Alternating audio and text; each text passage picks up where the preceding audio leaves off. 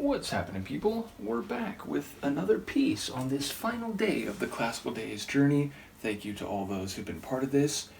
And we're going to listen to the final symphony by Antonín Dvořák, though it was originally numbered 5 and then later changed to 9 in his catalog. And I don't know exactly why. I'm assuming it's because it was written after his 8 previous symphonies, but maybe wasn't published, or maybe the other ones weren't published, and so ultimately it was originally designated number 5, but in history we now know it to be his 9th symphony. He wrote it while he was the director of the National Music of America, or something to that effect, in the United States. He was living in New York. It debuted in New York in 1893, the same year it was composed, and it is perhaps Dvořák's most popular work, certainly among his symphonies. Now, as you see here, I have, well, not as you see here, but I have different recordings of this, but I've chosen to go with a box set my parents got me for Christmas many years ago now, which is Dvořák, the Symphonies, which are performed by the London Symphony Orchestra and conducted by István Kertész, although I'm probably not saying that correctly. I think that's a Hungarian name. In any case, yes, it has all his symphonies, and each disc has not only, so it's just the final disc. So this final disc, which has the 9th Symphony, also features a few other incidental pieces, including his Carnival Overture, which I have not yet reacted to, and which is incredible, and which features some melodic similarities to one Slavonic dance in particular, the opening one of the first set, Opus 46. So in the coming months, I'll definitely do a reaction to the Carnival Overture, though maybe not from this set, maybe from some of the other recordings I have it on. So yes, ultimately the Carnival Overture from Dvořák will be coming in subsequent months. But yes, for this final day of Classical Days, I decided to listen to From the New World, Symphony 9, and of course From the New World was designated in that way because he wrote this symphony while he was here in New York, which compared to the old world of Europe is, and in some sense, musically, specifically, was the New World. So, in any case, yes, the opening movement is Adagio and then dash allegro molto. So it starts slower and then becomes very fast over the course of the movement. Now, it's a long symphony. 3 of the 4 movements are over 10 minutes long, so I'll try not to do too long of an introduction here. Let's get straight to it. This is Dvořák's 9th Symphony from the New World, as performed by the London Symphony Orchestra and conducted by István Kertész.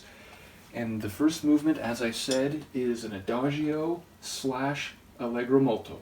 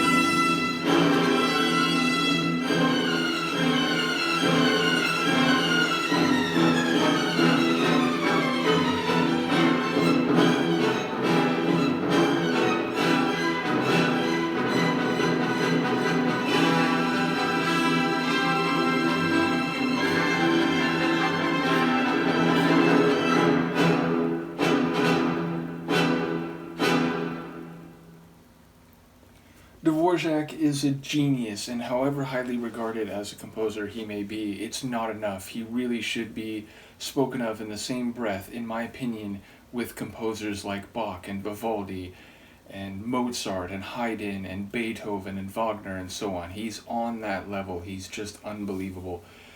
So yes, another example of his lyricism, but also his fire. And indeed, it's like the Adagio and the allegro molto are interspersed throughout this movement.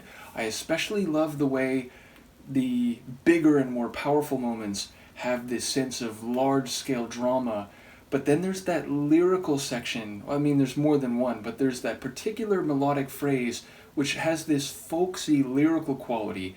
And of course, if you've gone through the Slavonic dances, both sets with me, you'll already have a sense, knowing that he uses folk dances and traditional cultural dances as motifs in his compositions, that he is sensitive to these older melodic phrases, culled from different cultural sources, in particular Czech sources, though fair to say some of the Slavonic dances draw upon Ukrainian and Serbian, and I think there's like one other ethno-cultural folk tradition that he draws from. So yes, again, he utilizes folk melodies in conjunction with his own incredible sense of composition and arrangement. So yes, this symphony is amazing. You won't be surprised to find that this is yet another piece featured, at least in part, in Nota Me Cantabile. I think parts of this first movement, but most notably and significantly the fourth movement, which for many people is the real standout movement of the symphony. More on that when we get there, but yes, it is also featured in Nota Me. So once again, just to plug the show, if you haven't seen it, you really should, and I'll put a link to my full watch along over on Patreon in the video description here. So yes, I'll be right back for the next movement in this incredible symphony, and I will see you then. Peace.